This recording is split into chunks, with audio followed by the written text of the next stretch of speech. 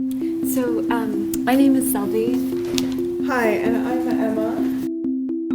We're both coming from university writing, and we started teaching together when university writing started creating themed sections. So we both began together teaching in what was an entirely new section in gender and sexuality in the core in university writing. And this year Emma is co-directing that, and I started co-directing a new theme in human rights. But we continue to work together. And we're going to share with you one of our larger projects, which really culminated this semester. But after probably a year and a half of slowly being drawn into the orbit of the CCA and MTL and realizing what was possible.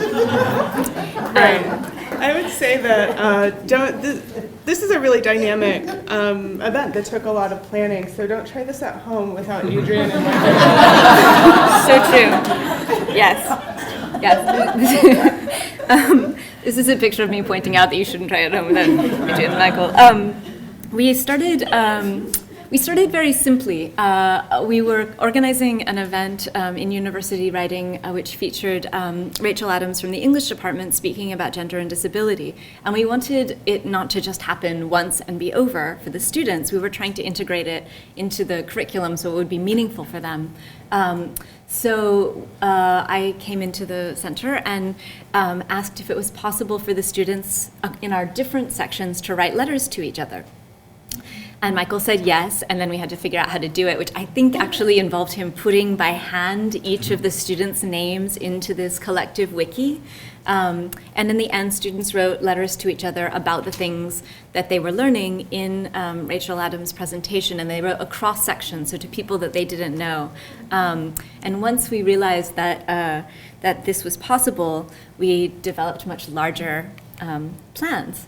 Oh, I'll say one more thing. So this was part of our larger plans, and we began teaching it in the fall of last year, I think.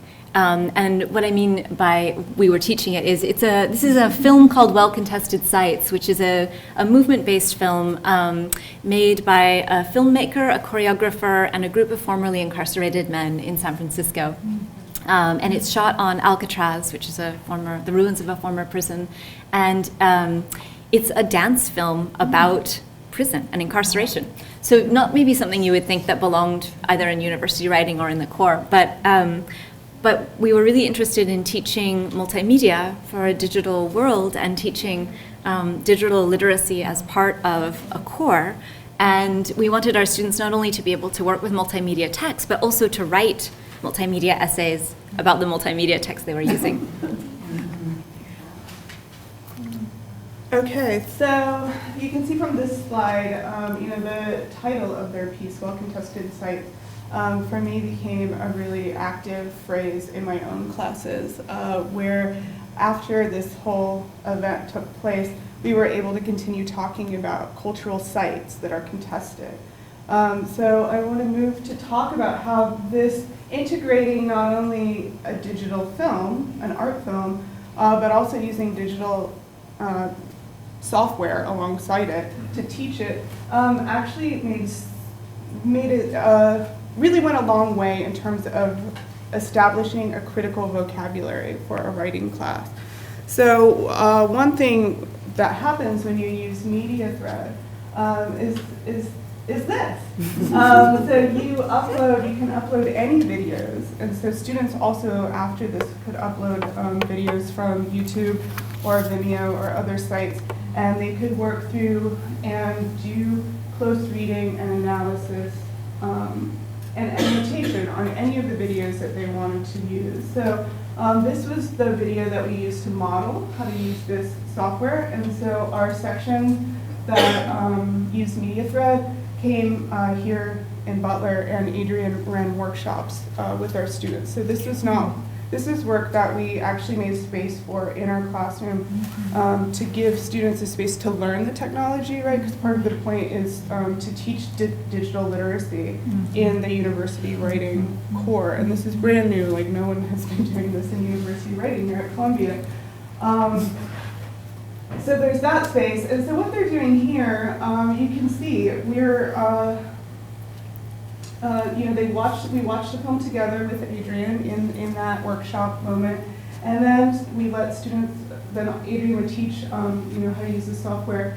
And then students would be able to tag their annotations. To go back to my point about critical vocabulary, you can see over on the right-hand side, these are vocabulary keywords that came from the text that we read to help us think about the politics of mass incarceration. So you may know Michelle Alexander's book, The New Jim Crow. Some of us taught that. Some of us taught Angela Davis's work on abolition. So we had, it was up to the instructor to choose which text they wanted to teach alongside. That we pulled keywords. We asked, why not teach Judith Butler when you're teaching this kind of stuff too? So you can see that this is students generating the vocabulary from the readings. We didn't put these keywords in here. So they were able to use this as a place to apply that vocabulary to, this kind of text, and then attach their close readings to it. Mm-hmm. So it really dramatizes that process of analysis for them in a format that they understand. So I love that. It's amazing to watch students' face when they do this, and they're like, "Oh, that's what you meant by close reading." Yeah.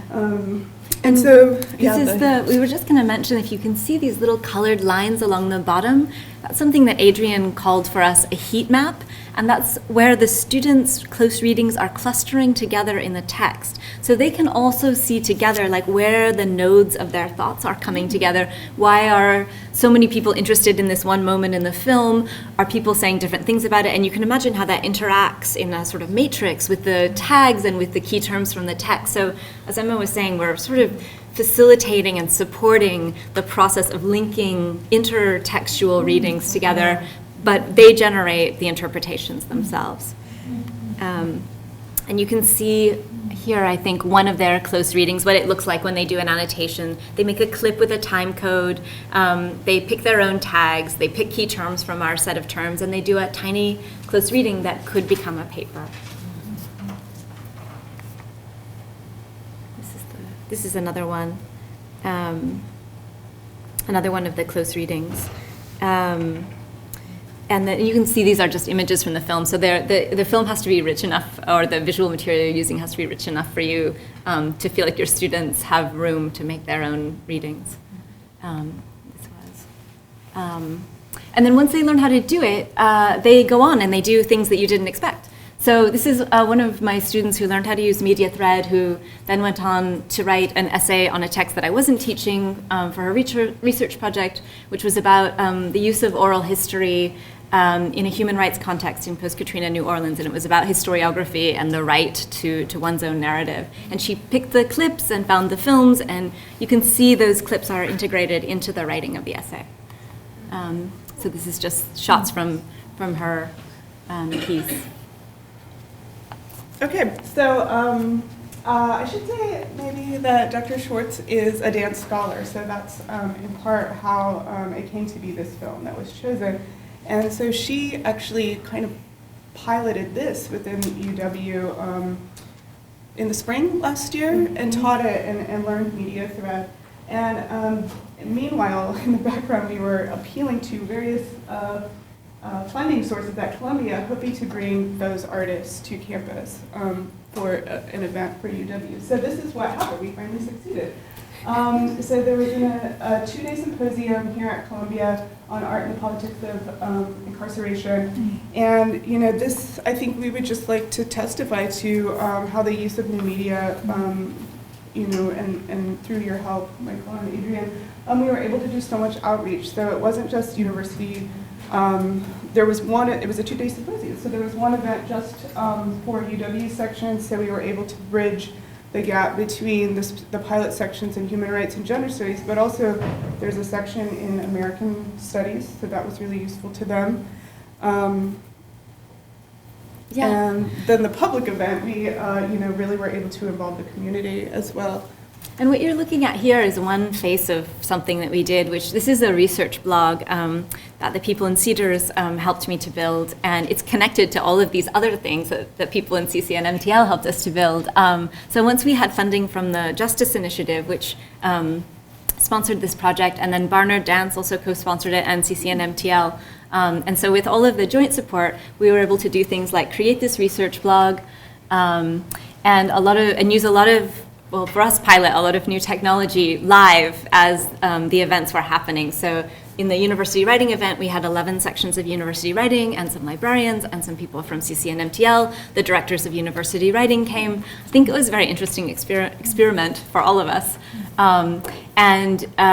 Adrian was particularly enthusiastic in supporting us as we tried to pilot all kinds of new things at once together. So, yeah. Right, so Adrian came to a meeting that we had in UW with instructors who wanted to use well-contested site in their curriculum. And while we were there, I believe Adrian had the idea. I think it was you. Sure. We're going to a brainstorming session. But we decided we wanted to use Twitter at the event to allow for a space for students to respond live to the event as it was unfolding. So I think, you know, on the one hand, you'll see in the next slide, I think, students began the conversation first on Friday when we had the UW event. But then when the second event on Saturday was open to the public and featured a panel of Columbia scholars from across discipline, you know, once people joined in the conversation, it was cool to see that the students had already started this conversation and that it had been ongoing. I think that, you know, it was important, it made sense to me to use Twitter because one of the things we teach in UW, we're always talking about public discourse and what it means to be ethical communicators and sort of, you know, have a sense of ethics around that. So this actually was something that enacted that for our students. So we were able to have great conversations in the classroom about what it means to take part in public discourse.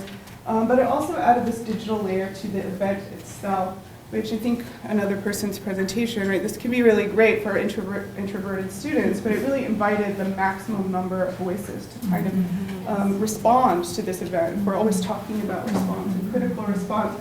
You know, it's pretty massive, but here people were able to kind of gain confidence in terms of responding in that way. So it went over quite well. Yeah, and I have to say, actually, this was Emma's idea, and I was a skeptic because I tried to get my students not to have their iPhones out during class, and I imagined them all having them out during the conference, and I was won over because I was seeing, instead of like the 3 students who always have their hands up asking the questions, everybody live tweeting at the conference, and people who didn't have Twitter accounts. This is Tagboard, which Adrian made up for us so that we could display all the tweets in this nice interactive format. Those who didn't have Twitter accounts were able to post their questions live to this ed blog that she made, so there were options. And we did allow students to write, just non-technological students to write on index cards, and we got 5 index cards out of the whole audience of 11 sections of university writing. So these are some of the And I also want to say, like, this part of why we like to do these events with our UW students is many of, you know, as freshmen, this is often their very first event that they attend on campus. So they don't know what to expect. They don't know what a Q&A is. So it's been really nice to give them this space and these events to do that. So this element of technology that we added to this event this time, I also was, you know, behind it because I know that Twitter, you know, is increasingly used at conferences, you know, as a way to archive and have discussions that are going on, you know, at the same time as a panel is unfolding or something. So you can see some of the questions in this is the ed blog. Oh, I'm sorry, this is the last slide. So the only thing I wanted to say is there's a slide that's not up here, which is because I'm in the process of working on it, which is where all of this is being archived. And again, Adrian and Michael have been so helpful in this. So in the research blog now, we've been able to film both events, embed the films in the Columbia YouTube channel, re-embed the films in resources for future UW sections, people who are interested in mass incarceration. The Justice Initiative is using it. The Twitter thing is still live, and every once in a while, I'm not a great Twitter user, every once in a while, like, I see my words or things I've retweeted go around the world, and I'm getting used to that. So I feel like, I mean, one of the things that I think we both learned from it was the possibility of engaging the students ethically and intellectually at the same time through new media. So they were being professionalized in a way, but in a way that instead of shutting down the part of them that always wants to look at their iPhones, engaged that part and brought it into the classroom, and then brought the classroom into the world. So they really felt like they were in dialogue with people who are talking about something that's, you know, possibly, as Michelle Alexander says, the civil rights issue of our times. Thanks.